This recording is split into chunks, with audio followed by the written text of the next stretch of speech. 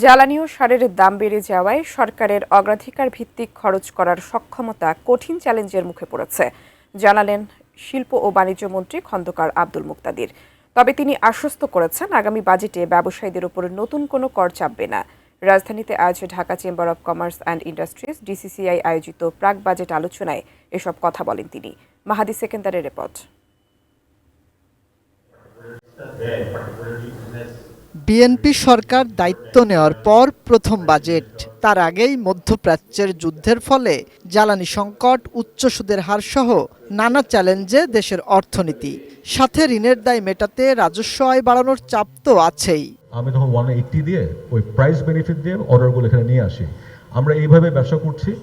এমন বাস্তবতায় ডিসিসিআই এর প্রাক বাজেট আলোচনায় ব্যবসায়ীরা অর্থ পাচার, পুঁজিবাজারের দুরবস্থা সহ আর্থিক খাতের বিভিন্ন সমস্যা তুলে ধরেন। বাজেটে করমুক্ত আয়সীমা 5 লাখ টাকা এবং ভ্যাট ব্যবস্থার পূর্ণাঙ্গ অটোমেশন করা সহ ডিসিসিআই একগুচ্ছ প্রস্তাব উপস্থাপন করেছে। ব্যবসায়ীদের সকলের এবং ইন্ডিভিজুয়ালদের ট্যাক্স অনলাইনে পে করার 100% সহজীকরণ করার দরকার।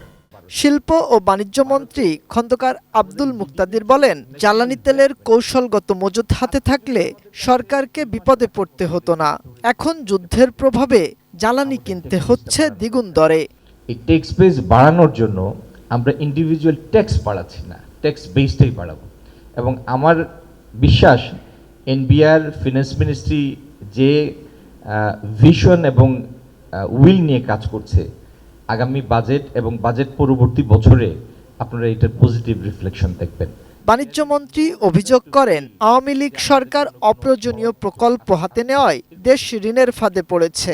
আমাদের ভ্যাট যদি 460 বিলিয়নের জিডিপির সাথে আপনি রেশিও মেলান, এটা 202 এর বেশি যায় না। মাহাদি সেকেন্দার, এটিএন নিউজ, ঢাকা।